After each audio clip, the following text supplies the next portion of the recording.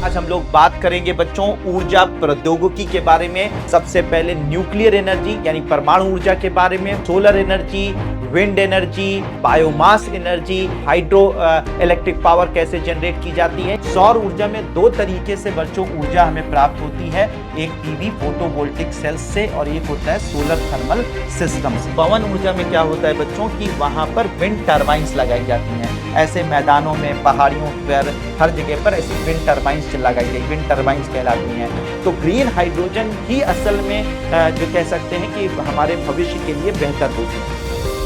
Hello दोस्तों, UPSC 2026 के संभव बैच में आपका स्वागत है। और इस बैच के लेक्चर 7 में, जिसमें आज हम लोग बात करेंगे बच्चों ऊर्जा प्रौद्योगिकी के बारे में, यानी कि एनर्जी से रिलेटेड जो टेक्नोलॉजीज हैं उनके बारे में आज हम लोग डिस्कस करेंगे, जिसके अंदर हम लोग डिस्कस करेंगे बच्चों सबसे पहले न्यूक्लियर एनर्जी यानी परमाणु ऊर्जा के बारे में, फिर उसके बाद सोलर एनर्जी, विंड एनर्जी, ठीक है, जिसे सौर ऊर्जा या पवन ऊर्जा आप कहते हैं। इसके अलावा बायोमास एनर्जी, इसके बाद जो है वो हाइड्रो इलेक्ट्रिक पावर कैसे जनरेट की जाती है। इन सब पर आज हम लोग चर्चा करेंगे। तो ये टॉपिक बहुत ही इंपॉर्टेंट होने वाला है और हर एग्जामिनेशन के लिए, खासकर कि यूपीएससी के लिए ये बहुत ज्यादा इंपॉर्टेंट और इसमें से लगातार क्वेश्चंस बनने की संभावना बनी रहती है। तो एग्जैक्टली हम लोग स्टार्ट करते हैं, लेकिन स्टार्ट करने से पहले अगर आप डिटेल में हमारा पूरा का पूरा यूपीएससी का कोर्स खरीदना चाहते हैं तो आप एक साल का अगर आप टारगेट कर रहे हैं, 2026 यूपीएससी को टारगेट कर रहे हैं, तो आप हमारा इंग्लिश और हिंदी में अवेलेबल प्रहार बैच ले सकते हैं।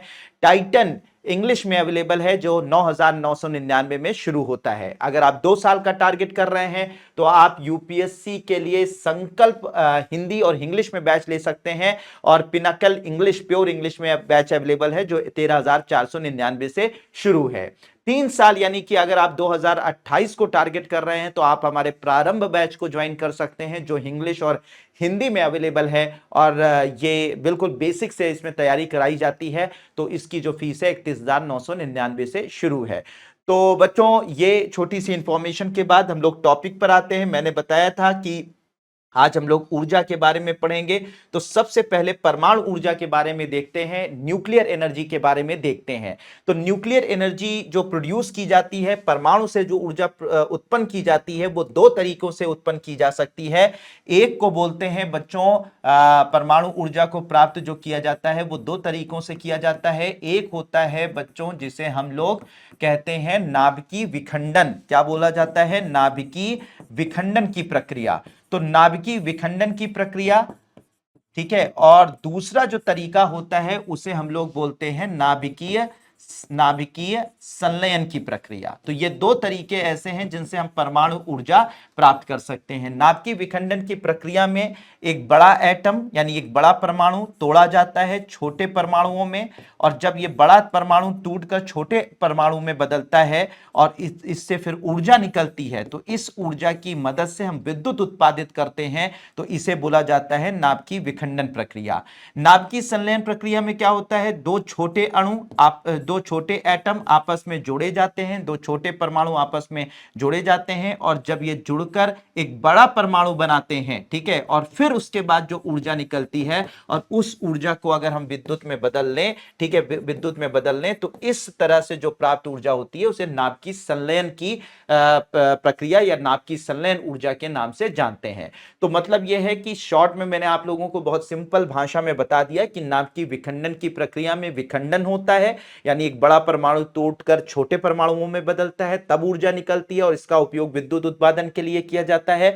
और नाभिकीय संलयन की प्रक्रिया वह प्रक्रिया है जिसमें दो छोटे एटम यानी जो दो छोटे परमाणुओं को आपस में जोड़कर एक बड़ा परमाणु बनता है, और उससे जो ऊर्जा उत्पन्न होती है उसे हम विद्युत में परिवर्तित करते हैं। तो ये दो प्रकार हैं जिनसे हम परमाणु ऊर्जा बच्चों प्राप्त कर सकते हैं। तो सबसे पहले हम बात करते हैं नाभिकीय विखंडन प्रक्रिया की, ठीक है, फिर हम नाभिकीय संलयन के बारे में बात करेंगे। तो नाभिकीय विखंडन में जैसे मैंने आप लोगों को बताया कि इसमें जो है वो कुछ तत्वों को तोड़कर ऊर्जा प्राप्त की जाती है। तो इसमें जो तत्व यूज किए जाते हैं, वो तत्व होते हैं कुछ जैसे कुछ रेडियो एक्टिव तत्व यानी रेडियो धर्मी पदार्थ होते हैं, जैसे कि यूरेनियम, ठीक है, यूरेनियम 233, ठीक है, यूरेनियम 233, यूरेनियम का ही दूसरा आइसोटोप होता है, समस्थानिक होता है, यानी यूरेनियम का ही दूसरा रूप होता है यूरेनियम तत्व का, यूरेनियम 235। इसके अलावा यूरेनियम 200 प्लूटोनियम 239, ठीक है, प्लूटोनियम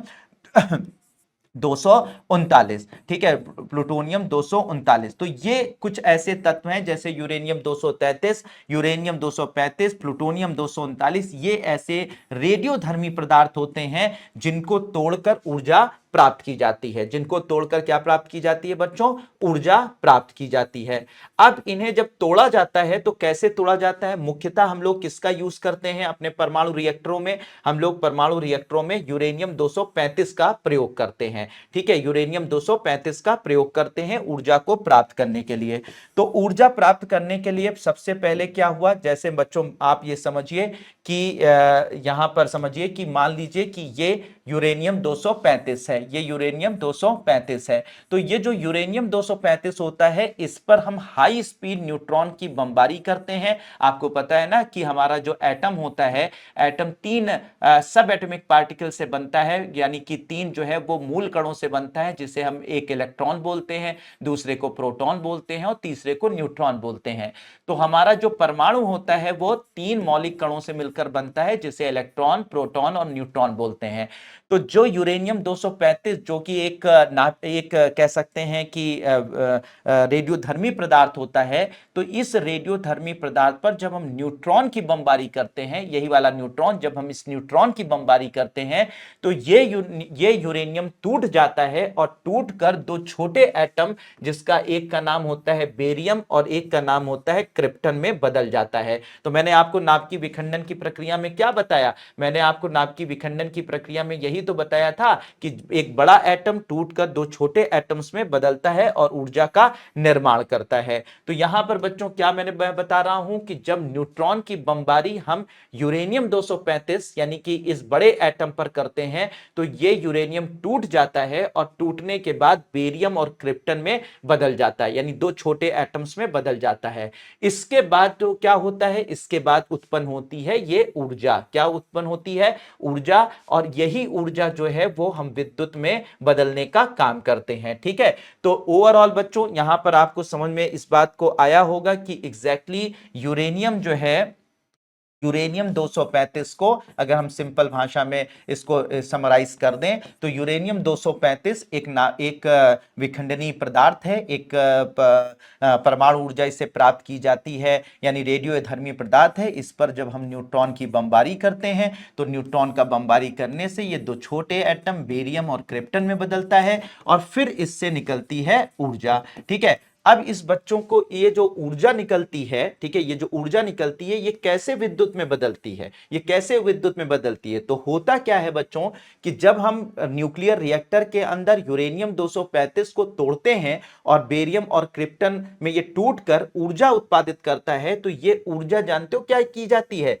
इस ऊर्जा से हम लोग क्या करते हैं कि उसी रिएक्टर में मौजूद जो पानी होता है, ठीक है, पानी होता है यानी वाटर मॉलिक्यूल्स होते हैं, ठीक है, पानी होता है, तो उस पानी को हम क्या करते हैं, गर्म करते हैं, पानी को क्या करते हैं, बॉयल करते हैं, ठीक है, पानी को गर्म करते हैं, पानी को बॉयल करते हैं। अब ये जो पानी जो गर्म होता है, इससे निकलती ये जो है गर्म होकर पानी निकालता है जलवाष्प, क्या निकालता है बच्चों, जलवाष्प। तो पानी गर्म हो जाता है, पानी गर्म होने से क्या निकलती है, जलवाष्प निकलती है, और ये जलवाष्प पतली सी ट्यूब से होते हुए बहुत फोर्स के साथ टरबाइन पर गिरती है, टरबाइन यहां पर होती है टरबाइन, तो ये टरबाइन पर गिरती है, टरबाइन घूमना शुरू कर देती है और टरबाइन के घूमने से ही क्या होती है बच्चों, विद्युत उत्पन्न होती है, विद्युत का उत्पादन होता है। अब आप लोग कहेंगे सर टरबाइन क्या होती है, टरबाइन एक ऐसी मशीन होती है जिसमें बहुत सारे फ्लैप्स लगे होते हैं, तो ये जो टरबाइन मशीन होती है ऐसे होती है, ठीक है। और इसमें विद्युत चुंबकीय जो प्रभाव के कारण जब टरबाइन को घुमाया जाता है, टरबाइन को चाहे इस पर पानी डालिए, चाहे जलवाष्प डालिए, चाहे हवा डालिए, तो जब ये टरबाइन जो है ऐसे उसके उसके कह सकते हैं कि पंख होते हैं, तो जब इस पर हवा, पानी या कोई तेज फोर्स लगाती है तो ये घूमना शुरू कर देती है, ठीक है, जैसे चक्री की तरह से। और जब ये घूमती है तो विद्युत चुंबकीय प्रभाव की वजह से क्या होता है कि ये इसके घूमने की वजह से, विद्युत चुंबकीय प्रभाव की वजह से क्या होता है, इलेक्ट्रिसिटी जनरेट होती है, विद्युत जो है उत्पन्न होती है। तो यहां पे बच्चों जो हम क्या करते हैं, यूरेनियम को तोड़कर, और यूरेनियम को तोड़कर इससे ऊर्जा उत्पन्न करते हैं, और ये यूरेनियम के टूटने से जो ऊर्जा उत्पन्न होती है उससे पानी को गर्म करके जलवाष्प बनाते हैं, और जलवाष्प जो होती है वो बहुत तेजी से जाकर टरबाइन की पत्तियों पर गिरती है, टरबाइन घूमती है, और टरबाइन के घूमने की वजह से विद्युत उत्पादन होता है। कहीं पर भी विद्युत अगर उत्पादित करनी होगी तो ज्यादातर जगहों पर जो है वो टरबाइन को घुमाना पड़ेगा, चाहे आप हवा को घुमाएं, चाहे पानी से घुमाएं, चाहे वो अपने हाथ से घुमाएं, लेकिन अगर टरबाइन घूमेगी तो उसी टरबाइन के घूमने की वजह से ही विद्युत का उत्पादन होगा, ठीक है। तो यहां पर हम लोग जो परमाणु ऊर्जा प्राप्त करते हैं वो कैसे प्राप्त कर, परमाणु ऊर्जा के लिए हम यूरेनियम तोड़ते हैं, उससे जो ऊर्जा निकलती है, जो उससे हीट निकलती है, जो उससे ऊष्मा निकलती है, उस ऊष्मा का प्रयोग करते हैं हम पानी को गर्म करने के लिए, और पानी को गर्म करके जलवाष्प उत्पन्न होती है, और यह जलवाष्प जो है तेजी से टरबाइन पर जब गिरती है तो इससे विद्युत का उत्पादन होता है, ठीक है। बिल्कुल क्लियर कॉन्सेप्ट होना चाहिए, ठीक है। तो इतना मतलब ये सारी चीजें। तो अब ये जो इस तरीके के जो रिएक्टर होते हैं वो फिशन बेस्ड रिएक्टर होते हैं, ऐसे दिखाई पड़ते हैं, ऐसे फिशन बेस्ड रिएक्टर होते हैं, यानी कि हम लोग इसे नाभिकीय विखंडन बेस्ड रिएक्टर के नाम से जानते हैं। ये बाहर से दिखते हैं, इसमें से बाहर से दिखते हैं, बाकी जो है अंदर से जो मैंने आपको बताया वही पानी को उबालना, और पानी को उबालकर जो है उससे जलवाष्प पैदा करना और फिर से टरबाइन चलाना होता है, ठीक है बच्चों। तो ये जो ये आपका नाभिकीय विखंडन ऊर्जा है, इससे इस तरीके से बिजली जो है वो उत्पन्न की जाती है, ठीक है, बिजली उत्पन्न की जाती है। अब इसमें बहुत तरीके के अलग अलग टाइप के बच्चों रिएक्टर्स होते हैं, ठीक है, अलग अलग टाइप के रिएक्टर्स होते हैं। कुछ रिएक्टर जो होते हैं वो होते हैं आपके जो है वो आपके होते हैं प्रेशराइज हैवी वाटर रिएक्टर्स होते हैं। सबका अलग अलग तरीका होता, सब में वही काम है, होता सब में वही काम है, सब में वही यूरेनियम 235 को तोड़ा जाता है, तोड़कर जो है ऊर्जा उत्पन्न होती है और उससे फिर जलवाष्प बनाई जाती है, और फिर जलवाष्प से टरबाइन घुमाई, सब में होता है, लेकिन सबका काम करने का अलग अलग तरीका होता है। तो ऐसे बहुत सारे रिएक्टर्स जो हैं अलग अलग टाइप के बनाए हैं, उनकी बनावट, उनका काम करने का थोड़ा तरीका अलग होता है, लेकिन फाइनल होता वही है जो मैंने आप लोगों को बताया। तो अलग अलग नामों से रिएक्टर्स को नाम से जाना जाता है, जैसे प्रेशराइज हैवी वाटर रिएक्टर्स होते हैं जिन्हें हम लोग PHWR रिएक्टर के नाम से जानते हैं। कुछ जो होते हैं बॉइलिंग वाटर रिएक्टर होते हैं, ठीक है, ये BWR के नाम से जानते हैं। कुछ जो है वो FBR रिएक्टर होते हैं, फास्ट ब्रीडर रिएक्टर होते हैं, ठीक है, इनको FBR के नाम से जाना जाता है। तो अलग अलग नाम के अलग अलग रिएक्टर होते हैं, ठीक है। तो BWR रिएक्टर में भी वही काम होता है, PHWR रिएक्टर में भी वही काम होता है, FBR रिएक्टर में भी वही काम होता है जो मैंने आप लोगों को बताया। FBR रिएक्टर थोड़ा सा प्रेशराइज हैवी वाटर रिएक्टर से थोड़ा सा अलग है। किस बेस पर अलग है उसे समझने की कोशिश करें। तो फास्ट ब्रीडर रिएक्टर में क्या होता है बच्चों कि जैसे कि हम लोग यूरेनियम 235 का तो उपयोग करते ही हैं, यानी कि ऊर्जा को उत्पन्न करने के लिए यूरेनियम 235 का उपयोग तो करते ही हैं, लेकिन साथ ही साथ यहां पर कुछ नॉन फिसाइल मटेरियल हमारी धरती पर मौजूद होते हैं, जैसे कि हमारे जो धरती पर यूरेनियम को अगर हम देखें, ध्यान से समझिएगा बच्चों, हम लोग यूरेनियम को देखें तो हमारी धरती पर यूरेनियम 3 प्रकार का पाया जाता है। यूरेनियम 233 पाया जाता है, यानी इसके समस्थानिक कहलाते हैं, यूरेनियम के समस्थानिक कहलाते हैं यूरेनियम 233, यूरेनियम 235 और यूरेनियम जो 238, ठीक है, ये 3 प्रकार के यूरेनियम पाए जाते हैं या यूरेनियम के समस्थानिक इन्हें कहा जाता है, ठीक है, आइसोटोप जिसे बोलते हैं। तो ये 3 प्रकार के यूरेनियम धरती पर मौजूद हैं, लेकिन यूरेनियम 233 जो है वो नेग्लिजिबल होता है, मतलब कि बहुत कम पाया जाता है, 0.0001% के करीब पाया जाता है, तो हम इसको जीरो मान लेते हैं। धरती पर 2 प्रकार के यूरेनियम ज्यादा पाए जाते हैं, यूरेनियम 235, 238, लेकिन सबसे ज्यादा जो यूरेनियम पाया जाता है वो पाया जाता है यूरेनियम 238, 99.3% जो है वो यूरेनियम यही वाला पाया जाता है। और यूरेनियम 235 जो है जो पाया जाता है वो 0.7% पाया जाता है, ठीक है। अब ध्यान से समझिएगा, यूरेनियम 238 पाया तो बहुत अधिक मात्रा में जाता है बच्चों, लेकिन इसकी समस्या क्या है? इसकी समस्या यह है कि इसे डायरेक्ट रिएक्टर में यूज नहीं किया जा सकता है, डायरेक्ट रिएक्टर में इसका प्रयोग नहीं किया जा सकता है। यह फिसाइल नहीं होता है, विखंडनीय नहीं होता, यानी आसानी से टूटकर ऊर्जा नहीं देता है, ठीक है, नहीं देता है, तो इसका डायरेक्ट प्रयोग हम नहीं कर पाते हैं। डायरेक्ट प्रयोग करने के लिए हम यूज करते हैं यूरेनियम 235, यानी ज्यादातर यूरेनियम 235 का ही प्रयोग किया जाता है, ठीक है, जो विखंडनीय कहलाता है, फिसाइल कहलाता है। तो पाया जाता है ये दोनों यूरेनियम, यूरेनियम 238, 235 मुख्यतः पाया जाता है धरती पर, लेकिन यूरेनियम 238 को हम डायरेक्ट यूज नहीं कर सकते हैं, यूरेनियम 235 को ही डायरेक्ट यूज कर सकते हैं। लेकिन यूरेनियम 235 की समस्या यह है कि यूरेनियम 235 जो है मात्रा में बहुत कम है, सिर्फ 0.7% है। तो यूरेनियम जो 238 है, जिसे हम डायरेक्ट नहीं यूज कर सकते, सर इसे यूज करना हो तो कैसे करें?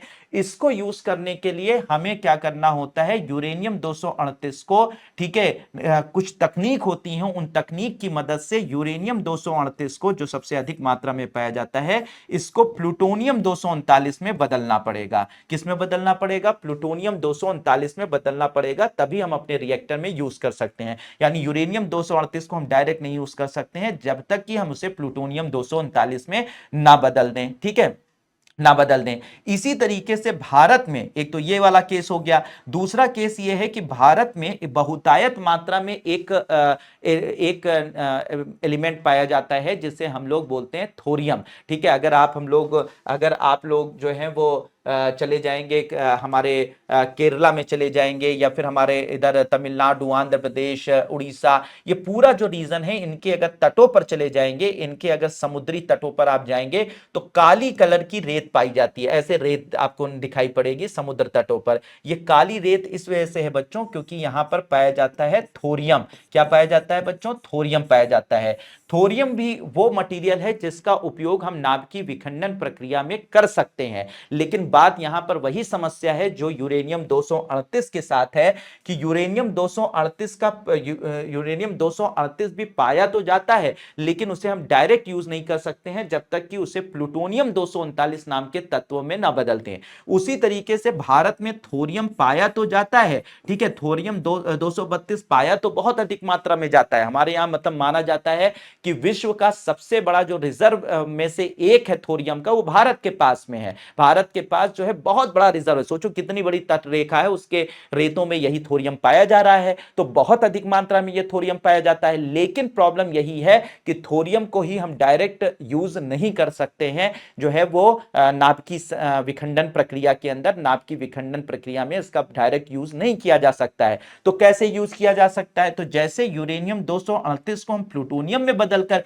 नाभ की रिएक्टर में यूज कर सकते हैं, वैसे ही थोरियम 232 को हम यूरेनियम 233 में बदलकर हम इसको नाभ की रिएक्टर में यूज कर सकते हैं। नाभ की रिएक्टर, देखो नेचुरल तरीके से यूरेनियम 233 नहीं पाया जाता, लेकिन हम चाहें तो थोरियम 232 को यूरेनियम 233 में बदलकर हम नाभ की रिएक्टर में इसका प्रयोग कर सकते हैं, ठीक है, कर सकते हैं। यानी यूरेनियम 233 नेचुरली नहीं पाया जाता, लेकिन जो है इसको जो है थोरियम से तैयार किया जा सकता है, थोरियम से बदला जा सकता है। तो एक तकनीक होती है बच्चों, इस तकनीक का नाम होता है आर्टिफिशियल ट्रांसम्यूटेशन, या कहा जाता है उसे कृत्रिम तत्व रूपांतरण। एक प्रक्रिया होती है जिसे हम लोग क्या बोलते हैं? कृत्रिम तत्व रूपांतरण की प्रक्रिया या तकनीक कहा जाता है, जिसकी मदद से आर्टिफिशियल ट्रांसम्यूटेशन या कृत्रिम तत्व रूपांतरण की प्रोसेस होती है। इसमें क्या, इस प्रक्रिया के द्वारा हम, इस तकनीक के द्वारा यूरेनियम 238 238 को प्लूटोनियम 239 और थोरियम 232 को यूरेनियम 233 में बदल सकते हैं। मतलब यह है यूरेनियम 238 डायरेक्ट नहीं यूज हो सकता, थोरियम 232 डायरेक्ट यूज नहीं हो सकता नाभिक की संलयन नाभ की विखंडन की प्रक्रिया के अंदर, लेकिन नाभ की विखंडन प्रक्रिया के अंदर, लेकिन एग्जैक्टली इस यूरेनियम को प्लूटोनियम में बदलकर और थोरियम को यूरेनियम 233 में बदलकर नाभ की विखंडन प्रक्रिया में इसका प्रयोग किया जा सकता है। ठीक है, तो ये जो एफबीआर रिएक्टर होते हैं बच्चों, ये सब ये जो बॉइलिंग वाटर रिएक्टर है या जो है प्रेशराइज वाटर रिएक्टर है, ठीक है, प्रेशराइज वाटर रिएक्टर है या प्रेशराइज हैवी वाटर रिएक्टर है, इसमें तो सीधा क्या है, यूरेनियम 235 को तोड़ो और तोड़कर इससे ऊर्जा प्राप्त करो, फिर इससे जो है पानी को उबालो, जलवाष्प बनाओ और फिर उससे क्या हो जाए, इससे टरबाइन घुमाओ और टरबाइन घुमाकर बिजली पैदा कर लो। ठीक है, इससे विद्युत पैदा कर लो। ये तो इन तीनों में तो यह काम हो जाता है। लेकिन एफबीआर रिएक्टर एक ऐसा रिएक्टर है बच्चों जहां पर आप ये प्रक्रिया तो करते ही करते हैं, यानी विद्युत उत्पादन की प्रक्रिया तो करते ही करते हैं, साथ ही साथ इस एफबीआर रिएक्टर में एक काम और भी होता है और उस काम को हम लोग कृत्रिम तत्व रूपांतरण का काम करते हैं। यानी एफबीआर रिएक्टर में आप बिजली भी पैदा कर रहे होते हैं और साथ ही साथ नए नए ईंधन को उत्पन्न भी कर रहे होते हैं। यानी यूरेनियम 238 को प्लूटोनियम 239 के ईंधन में और थोरियम 232 को यूरेनियम 233 के रूप में ईंधन में इसको परिवर्तित भी कर रहे होते हैं। तो मतलब यह है मेरे प्यारे बच्चों, एफबीआर फास्ट ब्रीडर रिएक्टर इसे बोलते हैं। तो ये जो फास्ट ब्रीडर रिएक्टर होता है ये बहुत ही इंपॉर्टेंट रिएक्टर होता है। ये फास्ट ब्रीडर रिएक्टर में दो काम होते हैं, एक तरफ से ऊर्जा उत्पादित होती है, एक तरफ से क्या होता है, नाभ की विखंडन प्रक्रिया के द्वारा ऊर्जा उत्पादित होती है और दूसरी तरफ कृत्रिम तत्व रूपांतरण की प्रक्रिया के द्वारा यूरेनियम को प्लूटोनियम 239 और थोरियम को यूरेनियम 233 में बदला जाता है, जिनको फर्दर हम यूज कर सकते हैं ईंधन की तरह से, नाभ की विखंडन के ईंधन की तरह से यूज कर सकते हैं। इसी वजह से ये जो फास्ट ब्रीडर रिएक्टर होते हैं इनमें कहा जाता है कि जितना ईंधन, ठीक है, जितना ये फ्यूल यानी कि जितना ईंधन ये उपयोग करते हैं, ये इसके बारे में बड़ी मशहूर कहावत है, जितना ईंधन ये उपयोग करता है उससे ज्यादा ईंधन ये उत्पन्न करता है, उससे ज्यादा ये ईंधन क्या करता है बच्चों, उत्पन्न करने का काम करता है। तो नाभ की एफबीआर रिएक्टर की खास बात क्या होती है, जितना ईंधन ये उपयोग करता है, यानी एक तरफ ये ईंधन उपयोग कर रहा है, ऊर्जा उत्पन्न कर रहा है, उधर दूसरी तरफ नए ईंधन तैयार भी कर रहा है, तो जितने नए ईंधन ये उत्पन्न भी कर रहा होता है। तो ये खास बात होती है एफबीआर रिएक्टर के बारे में। ठीक है बच्चों, तो इन तीनों रिएक्टर और इस रिएक्टर में क्या डिफरेंस है मैंने आप लोगों को बता दिया। तो नए ईंधन तैयार करता है ये एफबीआर रिएक्टर। ठीक है बच्चों, तो भारत में बहुत सारे इस तरीके से विखंडन आधारित जो है वो रिएक्टर्स मौजूद हैं, जैसे कि तारापुर में बच्चों, तारापुर में मौजूद है, तारापुर न्यूक्लियर पावर प्लांट में महाराष्ट्र में मौजूद है। यहाँ पर बॉइलिंग वाटर रिएक्टर मौजूद है, 1400 मेगावाट की विद्युत क्षमता है, 1400 मेगावाट ऊर्जा उत्पन्न कर देता है। मेगावाट जो है ऊर्जा उत्पन्न कर, जो ऊर्जा की जो है एक इकाई है, ठीक है, जिससे हम पता करते हैं कितनी ऊर्जा उत्पन्न हो रही है। ठीक है, राजस्थान एटॉमिक पावर स्टेशन इसे कहा जाता है, ये आपका जो है रावत भाटा कहा जाता है। तो रावत भाटा में, ठीक है, रावत भाटा राजस्थान में के रिएक्टर में जो है वो प्रेशराइज हैवी वाटर रिएक्टर मौजूद है और 1180 मेगावाट ऊर्जा ये उत्पन्न करता है।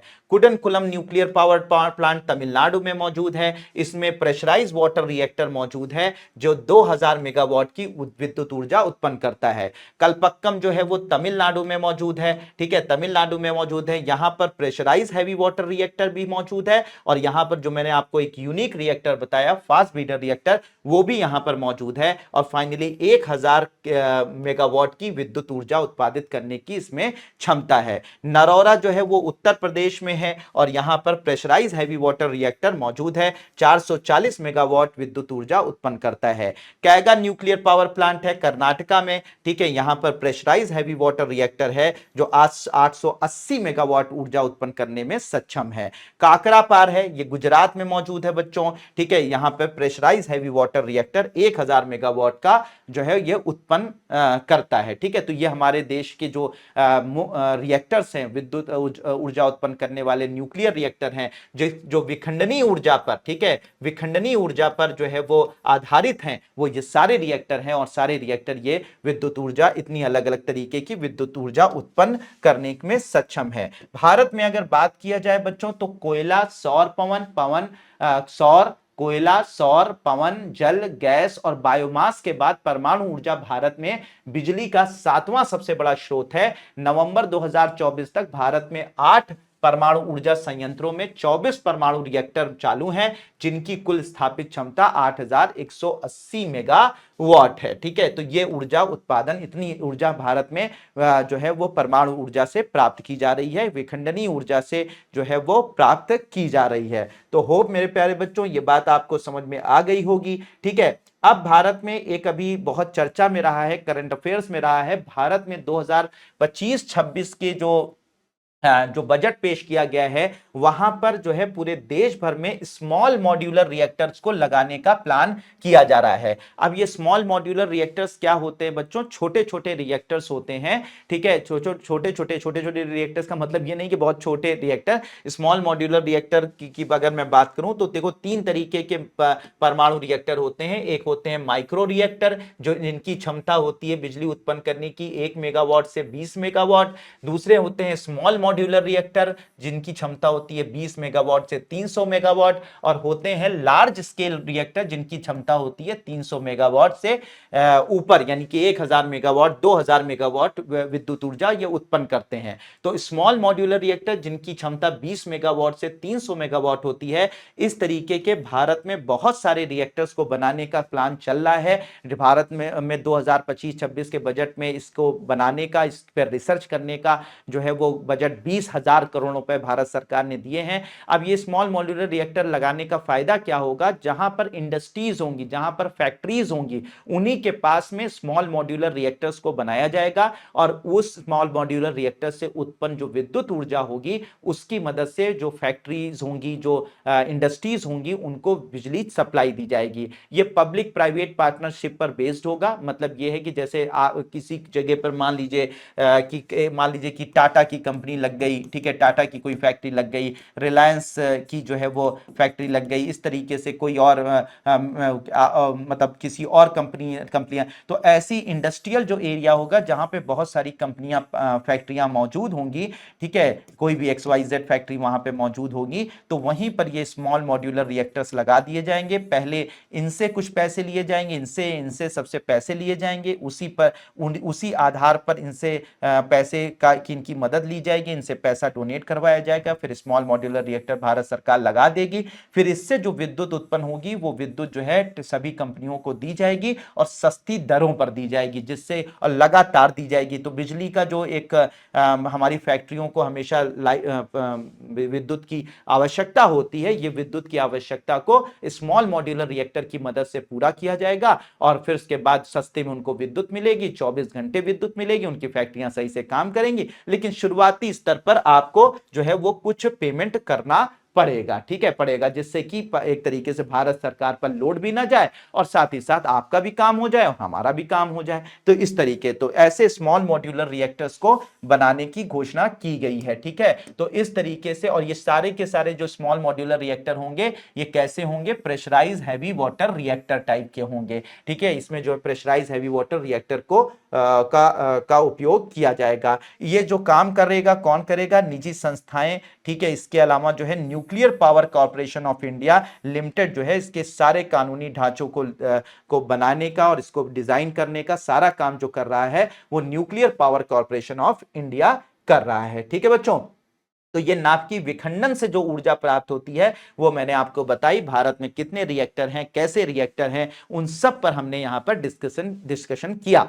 अब हम लोग बात करेंगे नाभिकीय संलयन से ऊर्जा जो प्राप्त होती है उसके बारे में। तो नाभिकीय संलयन से अगर बात की जाए तो मैंने जैसे शुरुआत में बताया था, यहां पे नाभिकीय संलयन से जो ऊर्जा प्राप्त होती है उसमें क्या होता है? दो छोटे एटम आपस में जुड़ते हैं, दो छोटे परमाणु आपस में जुड़ते हैं और फिर उनके जुड़ने से जो ऊर्जा प्राप्त होती है उससे हम विद्युत में बदलने का काम करते हैं। तो यहां पर नाभिकीय संलयन की प्रक्रिया में क्या होता है? हाइड्रोजन के 2 आइसोटोप होते हैं, वैसे 3 आइसोटोप होते हैं हाइड्रोजन के, 1H1 होता है जिसे प्रोटियम कहते हैं, दूसरा होता है 1H2 जिसे ड्यूट्रियम कहते हैं, और तीसरा होता है 1H3 जिसे ट्रिटियम कहते हैं।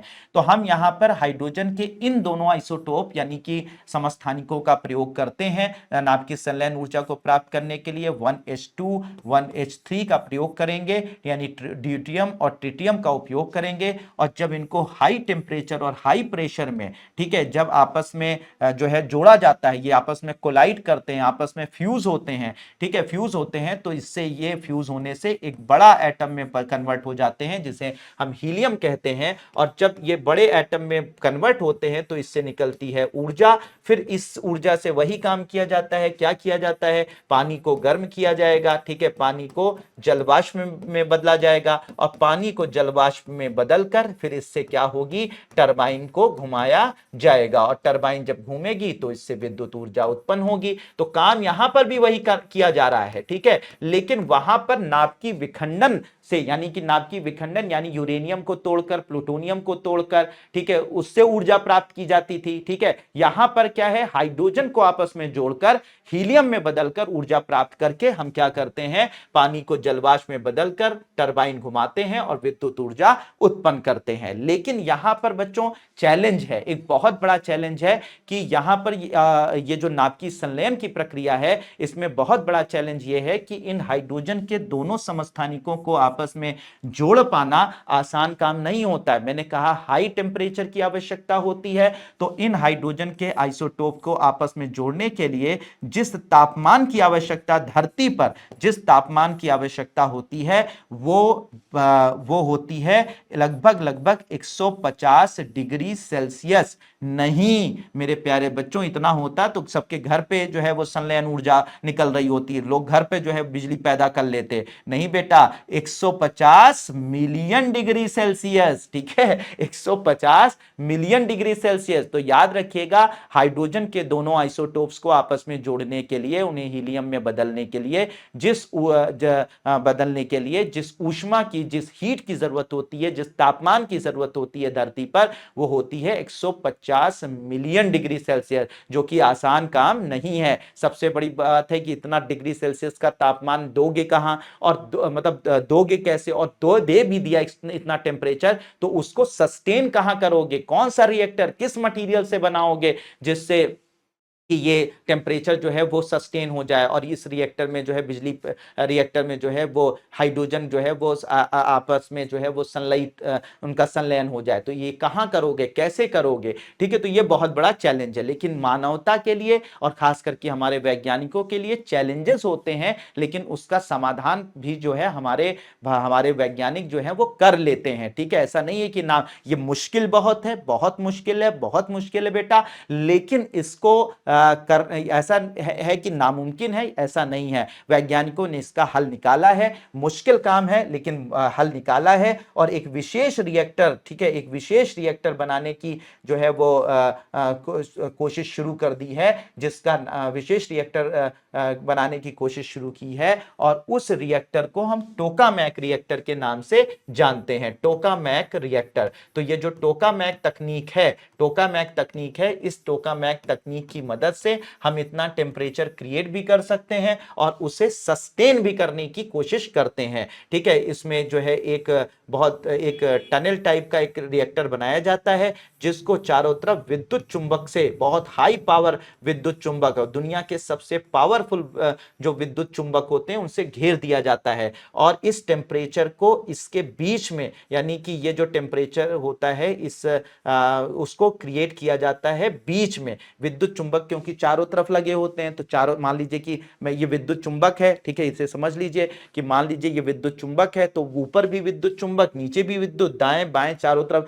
तो चारों तरफ विद्युत चुंबक की जो मतलब पावर होगी वो बराबर होगी। तो बीच के अंदर जो ये, जब हम हाइड्रोजन को आपस में जोड़ेंगे और इतना टेम्परेचर क्रिएट होगा, तो इतना टेम्परेचर जिसे हम लोग प्लाज्मा कहने लगते हैं, ठीक है, प्लाज्मा जो है इसका फोर्थ स्टेट ऑफ मैटर होता है। तो जब हाइड्रोजन आपस में इतने टेम्परेचर पर जुड़ेंगे बढ़ेंगे तो तो वो प्लाज्मा स्टेट में चले जाएंगे, प्लाज्मा अवस्था में चले जाएंगे। तो ये जो प्लाज्मा होगा, जो 150 मिलियन डिग्री सेल्सियस का तापमान होगा बच्चों, तो उसमें क्या होगा बच्चों कि ये जो आपका चारों तरफ विद्युत चुंबक है, अब विद्युत चुंबक चारों तरफ से पूरा प्रेशर लगाएगा, ऊपर से भी बराबर, नीचे से भी बराबर, दाएं से बाएं से चारों तरफ। तो अब इसके बीच में जो है अब क्योंकि ये जो प्लाज्मा क्रिएट होगा, इसको ऊपर वाला चुंबक ऊपर की तरफ खींचेगा, नीचे वाला चुंबक नीचे की तरफ खींचेगा, दाएं वाला दाएं की तरफ, बाएं वाला बाएं की तरफ खींचेगा। तो ऐसी कंडीशन में क्या हो जाएगा कि ये जो प्लाज्मा होगा जो 150 मिलियन डिग्री सेल्सियस का होगा, ना ऊपर जाएगा, ना नीचे जाएगा, ना दाएं जाएगा, ना बाएं जाएगा, और फाइनली बीच में क्रिएट हो जाएगा। तो इससे क्या होगा बच्चों कि जो प्लाज्मा क्रिएट होगा, जो हाइड्रोजन हाइड्रोजन के आपस में जुड़ने से, जो 150 मिलियन डिग्री सेल्सियस तापमान पर जुड़ने से जो प्लाज्मा क्रिएट होगा, वो एग्जैक्टली जो है बीच में क्रिएट हो जाएगा, ना ऊपर जाएगा ना दाएं नीचे जाएगा, क्योंकि ऊपर भी विद्युत चुंबक अपनी तरफ से खींचेगा, नीचे वाला विद्युत चुंबक नीचे की तरफ खींचेगा, दाएं वाला दाएं की तरफ, बाएं वाला बाएं की तरफ। तो फाइनली जो है ये बीच में क्रिएट हो जाएगा, ठीक है, ये प्लाज्मा क्रिएट हो जाएगा। तो जब प्लाज्मा जो है दीवार पर लगेगा ही नहीं, तो दीवार नष्ट होगी नहीं, यानी कि जो हमारे रिएक्टर की दीवार है उसको कोई नुकसान नहीं होगा, ठीक है बच्चों, तो वहां पर कोई नुकसान नहीं होगा। तो इस तरीके की जो टेक्नोलॉजी यूज की गई है, ये मैं अपने ऐसे एक सिंपल भाषा में आपको समझाने के लिए बता रहा हूं, लेकिन ये टेक्नोलॉजी काम ऐसे आसान से तो करती नहीं होगी, बहुत कॉम्प्लेक्स प्रोसेस है, बहुत मुश्किल प्रक्रिया है। लेकिन इस टेक्नोलॉजी की मदद से आज पूरी दुनिया में जो है संलयन ऊर्जा प्राप्त करने की कोशिश की जा रही है, और इस टेक्निक को टोकामैक तकनीक बोलते हैं, जिसमें विद्युत चुंबक की मदद से हम प्लाज्मा को बीच में क्रिएट कर देते हैं, ठीक है, रिएक्टर के बीच में क्रिएट कर देते हैं, जिससे रिएक्टर का तापमान जो है हमारे जो है रिएक्टर को नुकसान ना पहुंचाने पाए। तो ये बहुत बड़ा मुश्किल प्रक्रिया है, लेकिन नामुमकिन नहीं है। तो इस तरीके से इस टोकामैक तकनीक का प्रयोग करते हुए दुनिया के कई देश बच्चों, जिनमें से फ्रांस शामिल है, चाइना, यूरोपीय union, India, Japan, south Korea, Russia, United state, ये सारे देश मिलकर जो है एक प्रोजेक्ट पर काम कर रहे हैं, जिसे इंटरनेशनल थर्मोन्यूक्लियर एक्सपेरिमेंटल रिएक्टर कहा जा रहा है, ITER कहा जा रहा है, ठीक है, इंटरनेशनल, ठीक है, इंटरनेशनल थर्मोन्यूक्लियर एक्सपेरिमेंटल रिएक्टर इसे कहा जा रहा है। इंटरनेशनल थर्मोन्यूक्लियर एक्सपेरिमेंटल रिएक्टर नाम का जो है ये रिएक्टर बनाया जा रहा है। ये सारे के सारे देश मिलकर ये काम कर रहे हैं। कहां पर बन रहा है? सेंट पॉल लेस ड्यूरेंस नाम की जगह है फ्रांस में, तो वहां पर इसको बनाया जा रहा है। कहां पे बनाया जा रहा है बच्चों?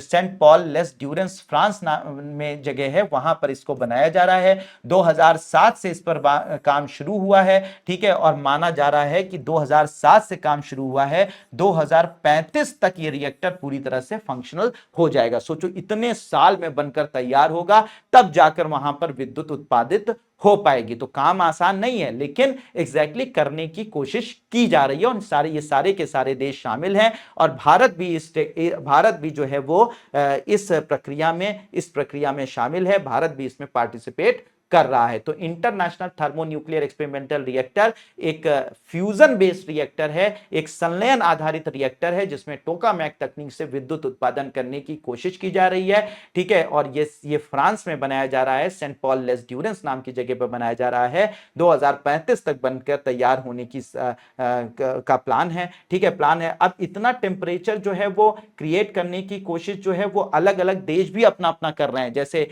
यूके भी अपना इस तरीके का नाभिक की संलयन आधारित रिएक्टर बनाने की कोशिश कर रहा है, ठीक है, अमेरिका भी बनाने की कोशिश कर रहा है, इसके अलावा चाइना बनाने की कोशिश कर रहा है। सब इंडिविजुअल भी कर रहे हैं, मतलब इस प्रोजेक्ट में तो सब शामिल ही हैं, लेकिन साथ ही साथ वो इंडिविजुअल बेस्ड पर भी रिएक्टर्स ऐसे बनाने की अपने घर में भी कोशिश कर रहे हैं, ठीक है। इसमें जो है चाइना बहुत आगे चला जा चुका है। चाइना ने अभी हाल में जो है वो 2023 में जो है वो 2023 में लगभग 400 सेकंड के लिए जो है वो लगभग 100 से 120 मिलियन डिग्री सेल्सियस जो है वो टेम्परेचर क्रिएट करके दिखाया था, और अभी 2025 में जो है सारे रिकॉर्ड इसने ध्वस्त कर दिए। लगभग 1000 सेकंड, लगभग 17 मिनट तक लगभग 120 मिलियन डिग्री सेल्सियस का तापमान क्रिएट करके रिकॉर्ड हासिल कर लिया, ठीक है। और ये उनका जो चाइना का अपना पर्सनल रिएक्टर है, फ्यूजन बेस्ड रिएक्टर है, उसका नाम है experimental advance super conducting tokamak east reactor के नाम से इसे जाना जा रहा है। तो experimental advance super conducting tokamak या ईस्ट नाम के रिएक्टर के अंदर चाइना ने 1000 सेकेंड तक 120 मिलियन डिग्री सेल्सियस का तापमान जो है वो क्रिएट करके रिकॉर्ड हासिल कर लिया है। ऐसे प्लाज्मा क्रिएट होता है, ऐसे जैसे आप देख रहे हैं प्लाज्मा क्रिएट होता है बीच के अंदर, बीच में। तो इस तरह से, तो इसी सब में जो है बहुत सारा न्यूज आप लोगों ने देखा होगा, खास करके हिंदी न्यूज़पेपर में, कि दुनिया का सबसे शक्तिशाली चुंबक फ्रांस में दिखाएगा जलवा। ये वही आईटीआर प्रोजेक्ट के बारे में बात हो रही है। तो हमारे जो इंडियन न्यूज चैनल होते हैं, खास करके हिंदी के न्यूज चैनल होते हैं, वो इसी तरह से भौकाली न्यूज देते हैं। आप सोचते हैं पता नहीं क्या हो रहा है, लेकिन ये एग्जैक्टली ये न्यूज वही आईटीआर प्रोजेक्ट के बारे में है। इसी तरीके से सूर्य से 10 गुना गर्म 35 देश 17 खरब लगाकर बना रहे हैं नया सूरज, तो ये वही आईटीआर प्रोजेक्ट के बारे में बात हो रहा है। इसी तरीके से चीन ने चालू किया अपना सूरज असली से 10 गुना ज्यादा तेज। अब क्योंकि चीन पर हमारा बहुत ध्यान रहता है, तो चीन का ये न्यूज आप सबके सामने से गुजरी होगी। तब आप सोच रहे होंगे चीन सूरज बना रहा है। सूरज नहीं बेटा, वो नाभिकीय संलयन रिएक्टर बना रहा है, उसी की बात यहां पर हो रही है। अब जो लोग नहीं पढ़े लिखे होते हैं या नहीं जानते, वो सोचेंगे सूरज बन रहा है, लेकिन तुम तो पढ़े लिखे हो, तुम्हें तो अब पता चल गया कि एक्चुअली सूरज नहीं बना रहा है, बल्कि नाभिकीय संलयन ऊर्जा का रिएक्टर बना रहा है। तो इस पर काम किया जा रहा है बच्चों। तो इस तरह से मैंने आपको बताया संलयन से ऊर्जा कैसे प्राप्त की जा सकती है। इसके अलावा इंटरनेशनल प्रोजेक्ट जो चल रहा है, जिसमें भारत भी शामिल है, उस पर काम कर रहा है। भारत का एक इंस्टीट्यूट याद रखिएगा, institute of plasma research, Bharat में, ये गांधीनगर गुजरात में है। कहां पर मौजूद है?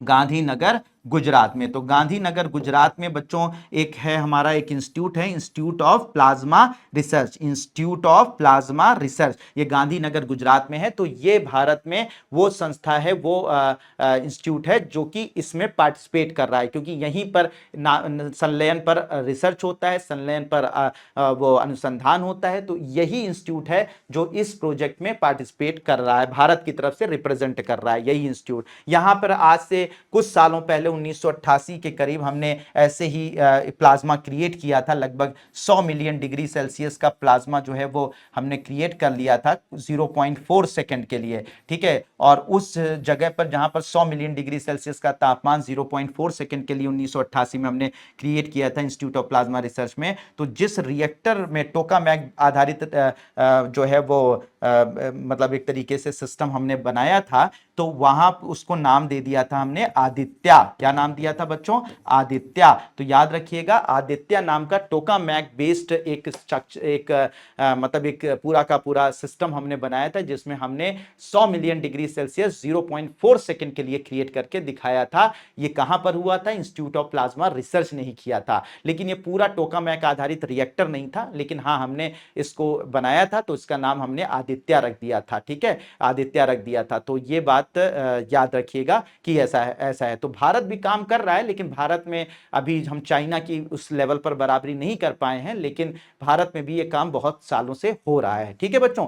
तो होप कि ये सारी बातें आपको समझ में आ गई होंगी। अब बात करते हैं बच्चों और भी ऊर्जा के जो है अन्य स्रोतों के बारे में, खास करके वो स्रोत जो कि हमें क्लीन एनर्जी देते हैं, जो हमें जो है शुद्ध एनर्जी, शुद्ध ऊर्जा देने का काम करते हैं। तो सबसे पहले इसमें आता है हमारा सौर ऊर्जा आता है बच्चों। सौर ऊर्जा में दो तरीके से बच्चों ऊर्जा हमें प्राप्त होती है, एक पीवी फोटोवोल्टिक सेल्स से और एक होता है सोलर थर्मल सिस्टम से। ये दो तरीके से ऊर्जा प्राप्त होती है, ठीक है। फोटोवोल्टिक सेल्स क्या होती हैं बच्चों? जो आप लोग देखते हैं हमारे घरों के छतों पर लगाए जाते हैं, सोलर पैनल्स लगाए जाते हैं, जिसमें सौर ऊर्जा जो है वो धरती पर आती है और इन सोलर पैनल्स पर गिरती है। ये सोलर पैनल्स जो होते हैं वो कुछ सेमीकंडक्टर से जो है अर्धचालकों से बनाए जाते हैं, जो सूर्य की फोटोन एनर्जी को, यानी कि जो सूर्य की जो लाइट एनर्जी होती है जिसे फोटोन एनर्जी बोलते हैं, उस फोटोन एनर्जी को ये क्या कर देते हैं, इलेक्ट्रिकल एनर्जी में, इलेक्ट्रिक में जो है वो कन्वर्ट कर देते हैं।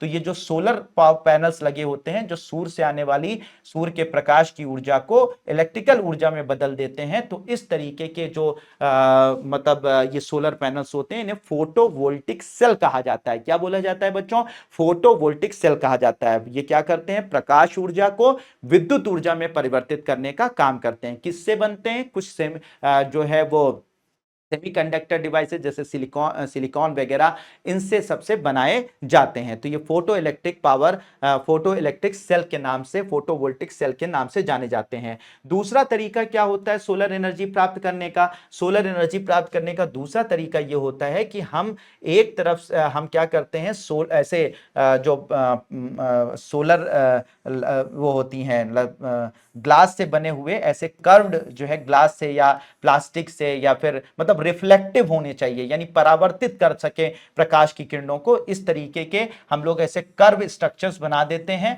ठीक है, बना देते हैं। और ये जो और यहां से हम पाइपलाइन, यानी इसमें से पानी की पाइपलाइन गुजारते हैं, पानी की पाइपलाइन इसी के सामने से गुजारते हैं। तो सूर्य की ऊर्जा इन रिफ्लेक्टर्स पर पड़ती है, इन रिफ्लेक्टर्स पर पड़ती है। तो इन रिफ्लेक्टर से क्या होता है कि सूर्य की जो किरणें होती हैं परावर्तित होती हैं, परावर्तित होकर इन पाइपों पर गिरती हैं, इन पाइपों पर गिरती हैं। अब इन पाइपों में क्या बह रहा है? पानी गिर रहा है। तो जब ये लगातार रिफ्लेक्ट करके, कॉन्सेंट्रेट करके सारी सौर ऊर्जा, सारी सनलाइट यहां पे पड़ेगी और टकराकर जो है रिफ्लेक्ट होकर इस पाइपलाइन पर गिरेगी, पाइपलाइन पर गिरेगी। तो ये पाइपलाइन धीरे धीरे गर्म होने लगेगी, गर्म होने लगेगी, और गर्म क्यों होने लगेगी? तो इसके अंदर से बह रहा है पानी, तो इसके अंदर का जो पानी होगा वो भी गर्म होगा, गर्म होते होते खौलने लगेगा, जलवाष्प निकलेगी, और फिर जलवाष्प, जब ये जलवाष्प में बदलेगा तो ये जलवाष्प आकर टरबाइन को घुमाएगी, टरबाइन घूमेगी, विद्युत ऊर्जा उत्पन्न होगी। तो ये जो तरीका होता है जिसमें हम लाइट को रिफ्लेक्ट करके हम जो है पाइपलाइंस पर, पानी से भरी हुई पाइपलाइंस पर फोकस कर देते हैं, और फिर उससे पाइपलाइन में जो मौजूद पानी होता है गर्म होकर खौलना शुरू करता है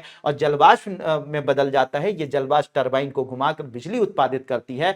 तो इसे सोलर थर्मल टेक्नोलॉजी कहा जाता है। इसे क्या बोला जाता है बच्चों? सोलर थर्मल सिस्टम कहा जाता है। तो दो तरीके से हम सूर्य के प्रकाश को सौर ऊर्जा प्राप्त कर सकते हैं। एक तो फोटोवोल्टिक सेल्स जो कि ज्यादातर हम लोग देखते हैं, दूसरा तरीका होता है सोलर थर्मल सिस्टम जिसमें पानी को गर्म करके हम उससे विद्युत टरबाइन घुमाकर विद्युत उत्पन्न करने का काम करते हैं। ठीक है बच्चों, तो ये दो तरीके होते हैं। ठीक है, होते हैं। भारत के प्रमुख प्लांट की अगर बात की जाए तो भारत में सोलर पावर प्लांट की बात की जाए तो भादला सोलर पार्क, जिसमें हम फोटोवोल्टिक सेल्स की मदद से बिजली उत्पन्न कर रहे हैं, विश्व का सबसे बड़ा प्लांट जो है भारत में मौजूद है। ठीक है, सौर ऊर्जा के फायदे क्या हैं बच्चों? नवीकरणीय है, यानी कभी ना खत्म होने वाली है। जब तक धरती रहेगी, जब तक सूरज रहेगा तब तक धरती रहेगी, और जब तक सूरज रहेगा तब तक ये ऊर्जा हमें मिलती रहेगी, और हमें इसकी कभी कमी नहीं पड़ने वाली है। ठीक है, कम ऑपरेटिंग लागत जो होती है बहुत कम होती है। ठीक है, डिस्ट्रीब्यूटेड जनरेशन में इसका उपयोग किया जाता है। आजकल जो है आप अगर ज्यादा बिजली बना रहे हैं अपने सोलर पैनल से, तो आप उसको ग्रिड में डाल दीजिए, ग्रिड में जो है वो जाकर वो उन घरों में पहुंच जाएगी जहां पर इनकी जरूरत है। बाकी जो है विद्युत विभाग आपको उसके हिसाब से पेमेंट कर देगा। तो आपकी भी बिजली की बचत हुई, और आप बिजली उत्पादित भी करके और उसको ग्रिड में जब डाल देंगे तो दूसरे जब इसका प्रयोग करेंगे तो आपको वो पेमेंट भी मिल पाएगा।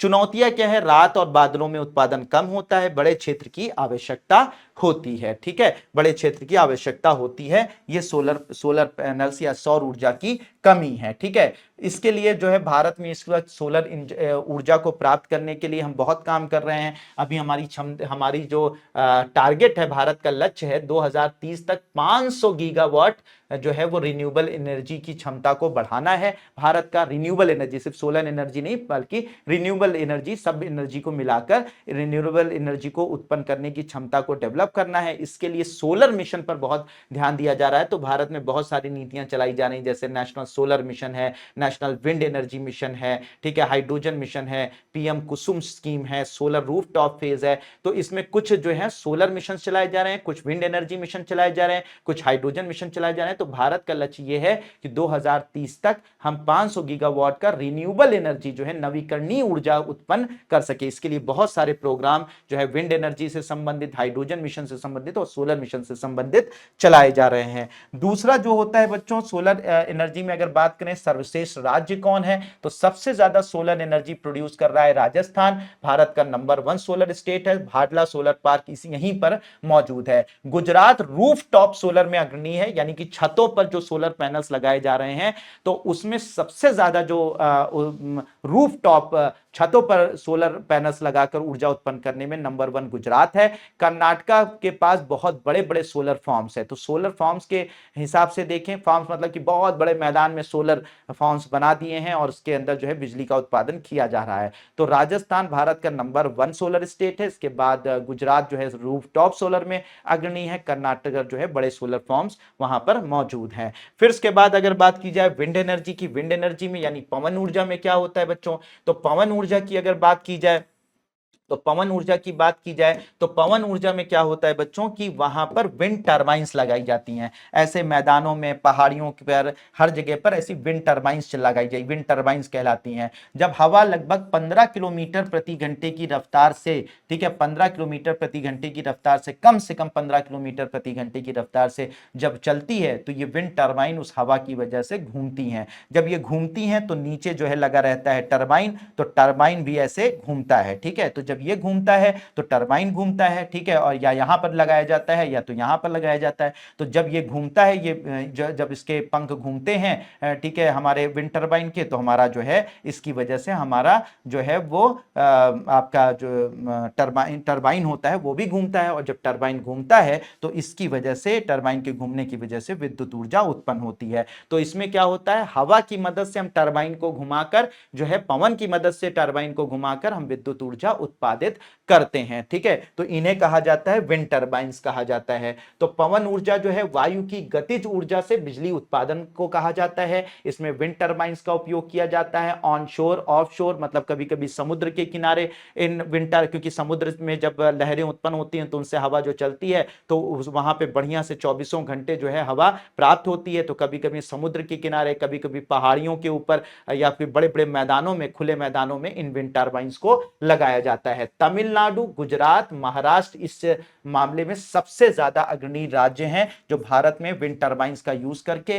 विद्युत का उत्पादन कर रहे हैं। फायदे क्या है, पर्यावरण के अनुकूल है, बड़े पैमाने पर उत्पादन किया जा सकता है। चुनौतियां, अस्थिर हवा, जहां पर हवा नहीं चल सकती है, चल पाती है, या कोई अवरोध है तो वहां पर जो है वो जो है मुश्किल होता है। इसके अलावा टरबाइन को ऊंचाई व स्थान को चुनना चैलेंजिंग होता है। ठीक है, तो ये सारे इसकी चुनौतियां हैं। ठीक है, ये सारी चीजें। अब अगर पूछा जाए कि भाई विंड एनर्जी में कौन सबसे आगे है, तो भारत का नंबर 1 जो राज्य है पवन ऊर्जा में वो तमिलनाडु है। ऑफशोर विंड एनर्जी की सबसे बड़ी क्षमता गुजरात के पास में है। और महाराष्ट्र में मजबूत ऑनशोर विंड पोटेंशियल है, यानी समुद्र के किनारे विद्युत ऊर्जा जो है पवन ऊर्जा से प्राप्त की जाती है महाराष्ट्र में। ठीक है बच्चों, ये हो गया हमारा जो है विंड एनर्जी। दूसरा हो गया बायोमास एनर्जी। बायोमास एनर्जी का मतलब ये होता है बच्चों कि हम लोग जैसे जैविक पदार्थ होते हैं, जैसे कि फसल के अवशेष हुए, आपके घरों से निकला हुआ जो है वो वेस्ट, क्या बोलते हैं उसको,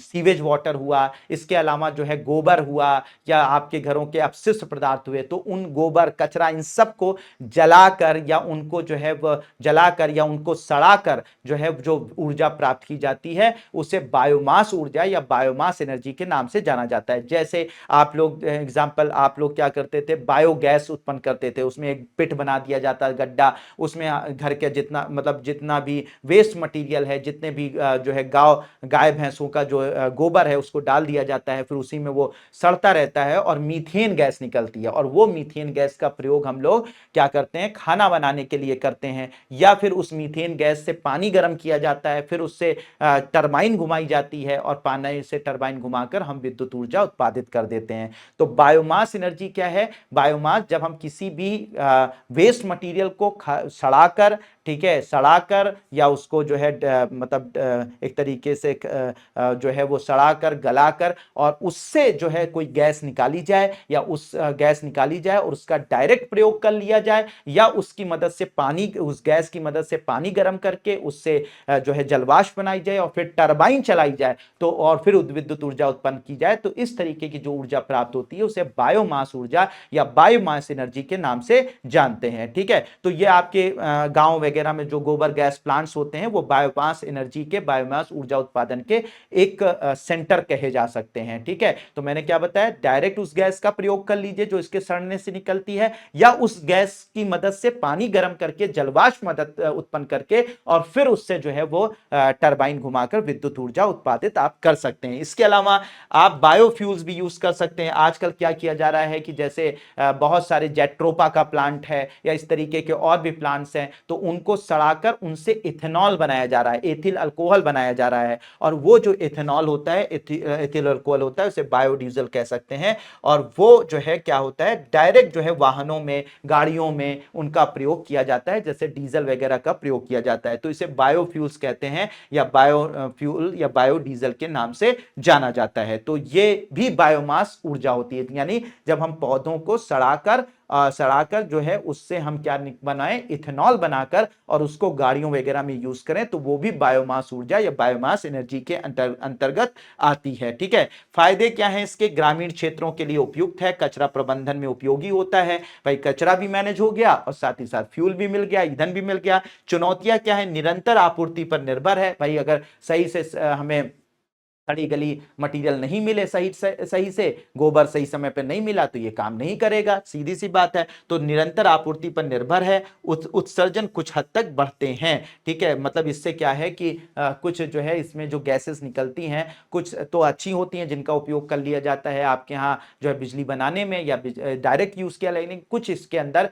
ऐसी भी गैसेस, कार्बन डाइऑक्साइड और भी जो गैसेस हैं, निकलकर पर्यावरण को हल्का फुल्का, बहुत ज्यादा नहीं, हल्का फुल्का नुकसान भी पहुंचा सकती हैं। ठीक है, पहुंचाती नहीं है ऐसा नहीं, लेकिन सकती हैं। ठीक है, ये चुनौतियां हैं। ठीक है, इसके अलावा बायोमास या बायो एनर्जी में जो सर्वश्रेष्ठ राज्य हैं, उत्तर प्रदेश गन्ना कृषि अवशेष आधारित बायो एनर्जी में अग्रणी है। यानी गन्ना और कृषि अवशेष की मदद से क्या है, उसको सड़ा गलाकर जो है वो एनर्जी प्रोड्यूस की जाती है, वो एनर्जी प्रोड्यूस की जाती है, चाहे बायोडीजल हो, चाहे वो इलेक्ट्रिसिटी हो, चाहे वो गैस के रूप में। तो उत्तर प्रदेश में ये इसमें गन्ना और कृषि अवशेष पर आधारित सबसे अच्छा ऊर्जा उत्पन्न करने वाला राज्य है। हरियाणा और पंजाब जो है क्रॉप रेसिड्यू, यानी कि जो आपके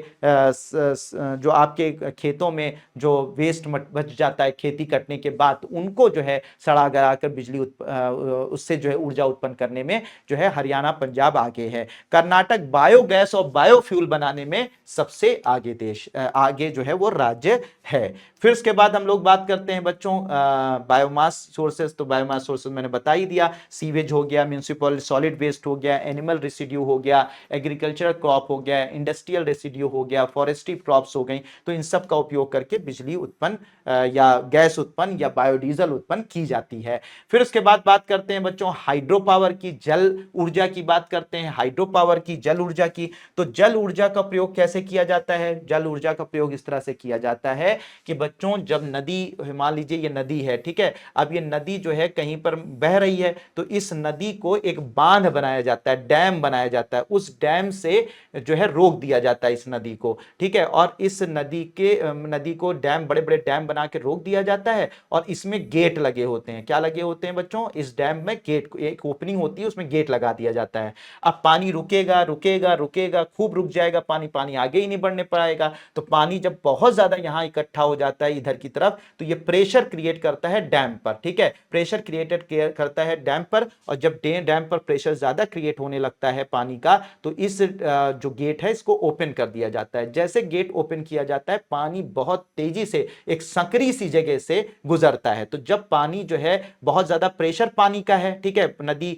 जो यहां पर रुकी हुई, जो पानी यहां रिजर्वायर में पानी इकट्ठा है, उसका प्रेशर बहुत ज्यादा है, और उस प्रेशर के साथ जब पानी एक छोटे से ट्यूब से गुजरता है, एक छोटे से रास्ते से गुजरता है, तो उसका प्रेशर जो है वो, उसकी जो ऊर्जा होती है, काइनेटिक ऊर्जा, गतिज ऊर्जा बहुत बढ़ जाती है। और जब ये बहुत तेजी से नीचे की तरफ गिरता है, ऊपर से नीचे की तरफ बहुत बड़े बड़े ऊंचे डैम बनाए जाते हैं, ठीक है, कई कई 100 मीटर ऊंचे डैम बनाए जाते हैं। तो जब पानी यहां से निकलते हुए बहुत फोर्स के साथ नीचे, ग्रेविटेशनल फोर्स की वजह से, गुरुत्वाकर्षण फोर्स की वजह से जब नीचे की तरफ बहुत तेजी से आता है, तो यहां पर टरबाइन लगी होती है, टरबाइन के पंखों पर, परों पर ये गिरता है। जब परों पर गिरता है तो ये पंख इसके घूमने शुरू कर देते हैं। भाई जैसे पानी पर अगर तुम ऐसे ही पर वो ऐसे टरबाइन टाइप का, ऐसे कोई चक्की मतलब चक्की टाइप का ऐसे रखो, चक्री टाइप का, उस पर पानी डालो तो देखो चक्री घूमने लगेगी। तो जब ये बहुत प्रेशर के साथ पानी आता है और चक्री पर गिरता है, चक्री घूमने लगती है, घूमती है, टरबाइन घूमती है, और मैंने जैसे आपको बताया टरबाइन के घूमने से विद्युत उत्पादित होती है।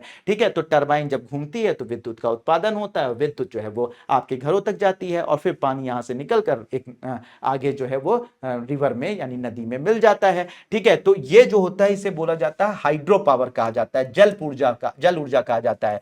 प्रवाहित पानी की ऊर्जा से बिजली उत्पादन किया जाता है। ठीक है, तो इसमें छोटे छोटे पावर प्रोजेक्ट भी चलाए जाते हैं, बड़े पावर प्रोजेक्ट भी होते हैं। तो ये बहुत जगह पर काम करता है। तो भारत में तीस्ता, भाखड़ा, नागल, नाथापा, झाकरी, ये सब भारत के प्रमुख हाइड्रो पावर स्टेशंस हैं। ठीक है, फायदे ये है, विश्वसनीय है, बहुत सालों से, पुराने जमाने से इसका यूज किया जाता रहा है। ठीक है, ग्रिड स्थिरता में मदद करती है, यानी कि बिजली सप्लाई में मदद करती है, बिजली का बैलेंस हर जगह पर बनाए, बिजली की सप्लाई बनाने में ये मदद करती है। चुनौतियां ये है कि जब आप पानी को रोक देते हो एक जगह पर डैम बनाकर, तो पानी यहाँ पर ज्यादा इकट्ठा हो जाता है, तो आसपास का एरिया में ये पानी बहने लगता है, जिससे कि आसपास के गांव और यहाँ पर जो जंगल वगैरह होते हैं वो सब डूब जाते हैं, जिससे पर्यावरण को नुकसान होता है। और आगे पानी जो है, जब आपकी मर्जी होती है, जब आप गेट खोलोगे तभी आगे पानी जाएगा, तो आगे वाली जो जगह होती है वहां पर सूखा पड़ जाता है, क्योंकि पानी सही समय पर नहीं मिल पाता खेतों में, जंगलों में।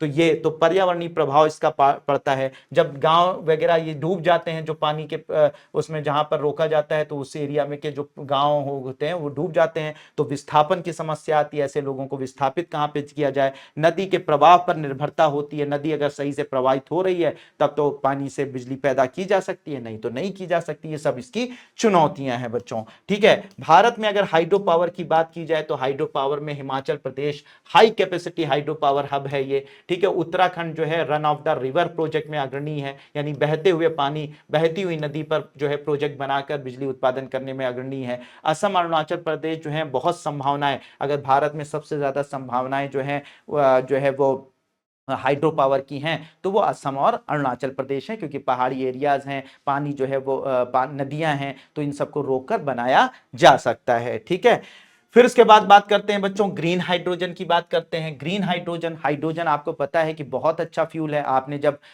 वो पढ़ा था, जब आपने स्पेस टेक्नोलॉजी पढ़ी थी, मैंने बताया था सबसे अच्छा फ्यूल जो माना जाता है, ईंधन माना जाता है, वो हाइड्रोजन होता है। तो हाइड्रोजन सबसे शानदार फ्यूल है, हाइड्रोजन सबसे बेहतरीन फ्यूल है, ये तो आपको पता ही, हम लोग रॉकेट में यूज करते हैं। तो आजकल हाइड्रोजन को यूज करके हम लोग क्या कर रहे हैं कि हाइड्रोजन को यूज करके बसेस चला रहे हैं, हाइड्रोजन का उपयोग करके जो है ट्रेन चला रहे हैं, हाइड्रोजन का उपयोग करके जहाजों की चलाने की बात की जा रही है।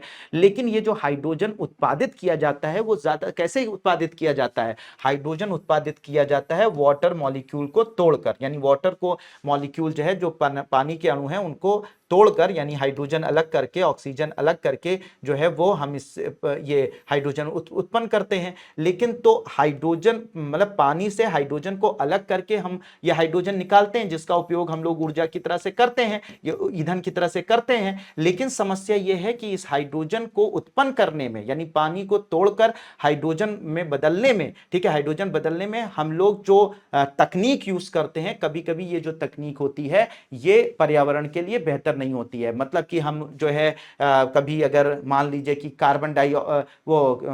कोयले को जलाकर और फिर वाटर मॉलिक्यूल्स को ब्रेक करने की कोशिश करें, या कुछ और तरीका अपनाएं जिससे पर्यावरण को नुकसान हो, तो फिर हमारे हाइड्रोजन जो है वो किस काम का, मतलब ऐसी तकनीक का प्रयोग करके हम वाटर मॉलिक्यूल से हाइड्रोजन अलग करें जो तकनीक अपने आप में पर्यावरण को नुकसान पहुंचाए, तो ऐसा हाइड्रोजन बेहतर हाइड्रोजन नहीं कहा जाएगा। मतलब आप हाइड्रोजन पैदा करने में ही इतना ज्यादा पर्यावरण को नुकसान पहुंचा दे रहे हैं जिसका कोई मतलब नहीं, तो फिर ऐसे हाइड्रोजन का मतलब नहीं है। तो अब हाइड्रोजन ये वाटर मॉलिक्यूल से, यानी हाइड्रोजन जब आप अलग करेंगे तो अलग करने के लिए अगर आप कोई ऐसी तकनीक अपनाएं जो नवीकरणीय ऊर्जा के अंतर्गत आती हो, जो रिन्यूएबल एनर्जी के अंतर्गत आती हो, जैसे सोलर एनर्जी का प्रयोग कर लें, जैसे कि विंड एनर्जी का उपयोग कर लें, जैसे कि आप जो है वो क्या कहते हैं जो है बायोमास एनर्जी का उपयोग कर लें। मतलब वाटर मॉलिक्यूल से हाइड्रोजन को पैदा करने के लिए जब नवीकरणीय ऊर्जा यानी रिन्यूएबल एनर्जी जैसे सोलर एनर्जी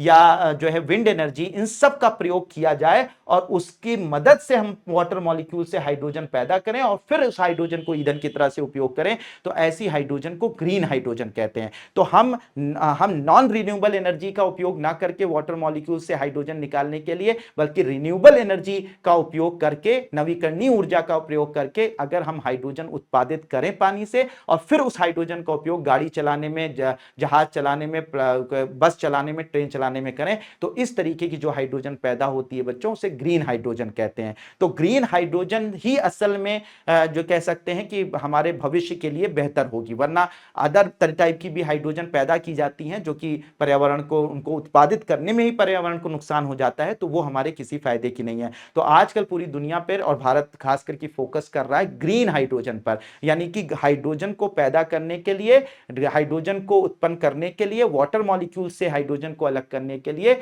हम जो है नवीकरणीय ऊर्जा स्रोतों पर निर्भर रहे, सौर ऊर्जा या जो है वो विंड एनर्जी, इन सब पर निर्भर रहे। ठीक है, तो इसमें जो है वो तो इसे हम लोग ग्रीन एनर्जी कहते हैं। तो Bharat national green hydrogen mission 2023 में स्टार्ट कर चुका है।